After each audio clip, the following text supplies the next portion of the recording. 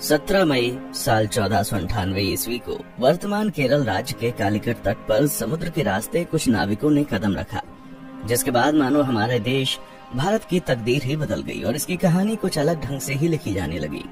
दोस्तों, ये वो दिन था जब यूरोपियन समुद्री नाविक एवं खोजकर्ता वास्को डी गामा ने भारत की खोज की थी।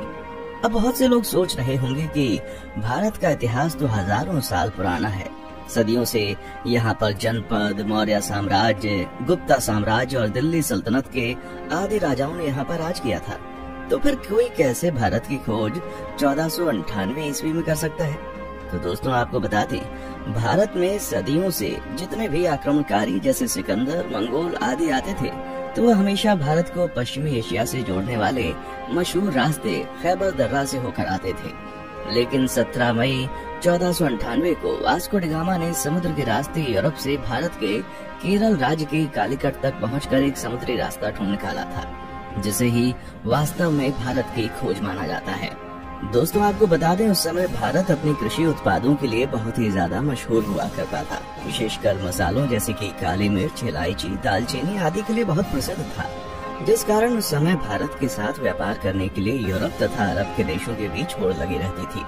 लेकिन उस वक्त एशिया के प्रमुख देशों जैसे भारत, चीन, म्यांमार आदि के साथ व्यापार केवल स्थलीय मार्ग से ही होता था, जिसे सिर्फ मुस्लिम शासक एवं व्यापारी ही इस्तेमाल किया करते थे और मुस्लिम शासक उस मार्ग से यूरोपियों को व्यापार नहीं करने देते थे।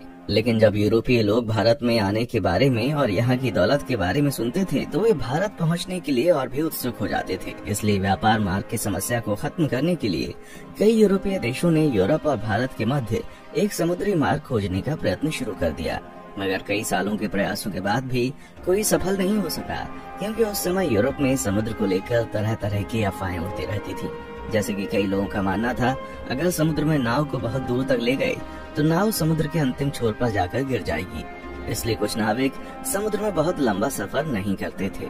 लेकिन फिर 1960 के दशक में पुर्तगाल के शहर सीन्स में जन्मे वास्को डी गामा ने भारत का समुद्री मार्ग ढूंढकर यूरोप के सामने व्यापार का एक नया दौर शुरू कर दिया और हमेशा के लिए इतिहास के पन्नों में अपना नाम दर्ज करा लिया।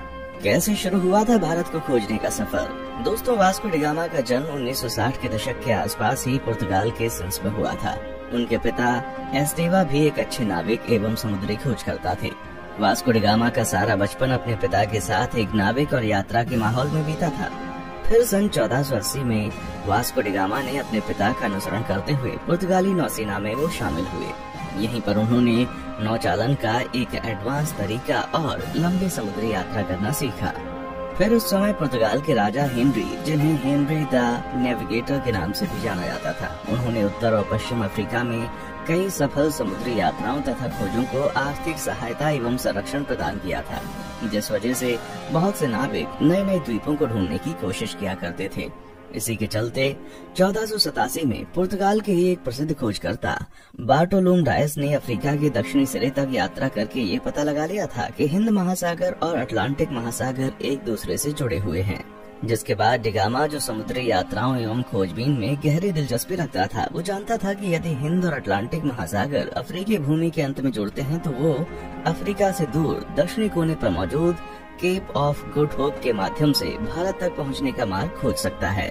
जिसके बाद 8 जुलाई 1497 को वास्को डी गामा ने 4 जहाजों और 170 आदमियों के दल के साथ पुर्तगाल के लिस्बन शहर से अपनी यात्रा शुरू की।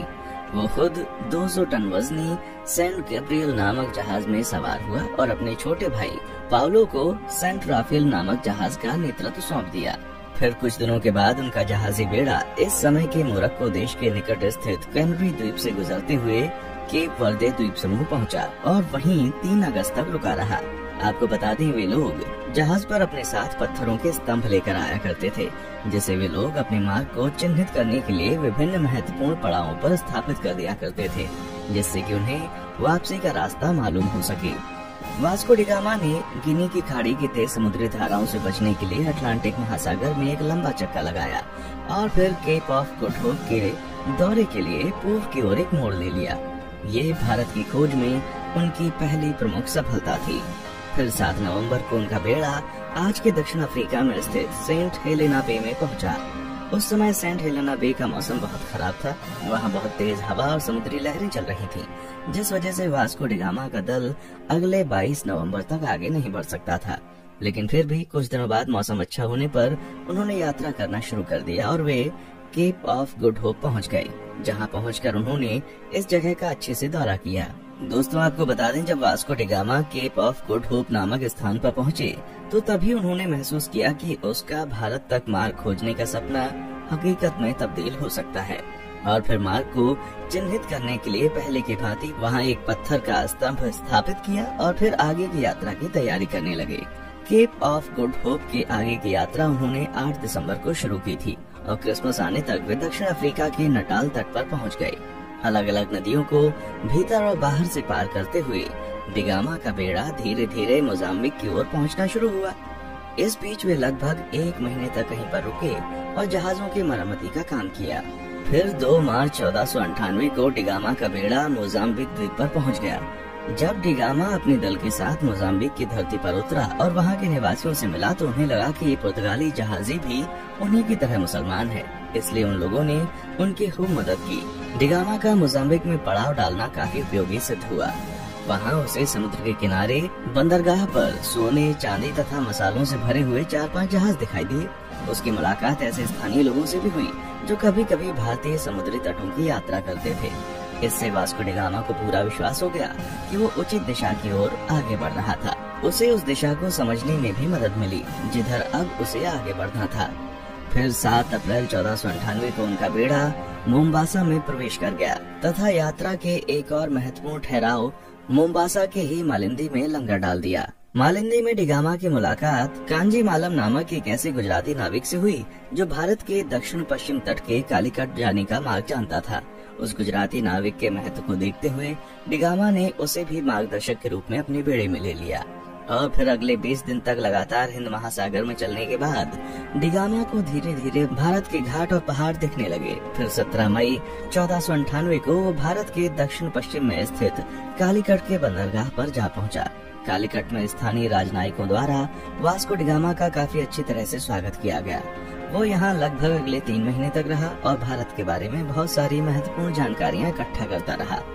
दोस्तों, वास्को डी गामा के भारत आने और उसके कालीकट में उतरने के बाद भी कई ऐसी घटनाएं हुई जिसके बारे में अभी भी लोगों में सहमति नहीं हो पाई है, लेकिन हम अपने किसी और वीडियो में उसके भारतीयों के साथ किए गए जुल्म और अत्याचार पर अलग से वीडियो बनाएंगे। इस वीडियो में हम सिर्फ उसकी यात्रा पर वीडियो बना रहे हैं। दोस्तों, यहाँ 3 महीने रहने के बाद वास्को डी गामा 2 साल से अधिक समय की यात्रा करते हुए 18 सितंबर को पुनः लिस्बन लौट आया। इस दौरान उसने लगभग 38,600 किलोमीटर की यात्रा की थी।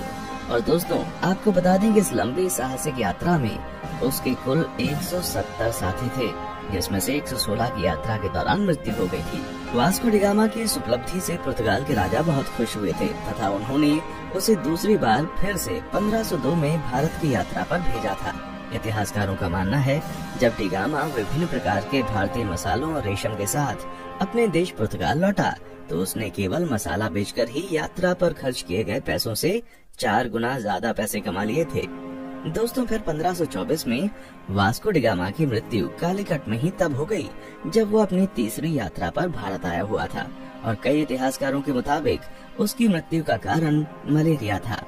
दोस्तों, जब डी गामा ने यूरोप और भारत के बीच का समुद्री मार्ग खोज लिया था तब डी गामा का नाम पूरे यूरोप में बहुत मशहूर हो गया था और उसकी उस साहसिक यात्रा की चर्चा सभी यूरोपीय देशों में होने लगी थी तथा धीरे धीरे अन्य देशों ने भी उसी खोजे गए रास्ते से अपने अभियान भारत भेजने शुरू कर दिए थे, जिस वजह से पुर्तगालियों के बाद डच, डेनिश, ब्रिटिश और फ्रांसीसी भी भारत आना शुरू हो गए थे। उसके बाद आगे के दशक में भारत में जो भी हुआ वो हम अच्छे से जानते हैं कि कैसे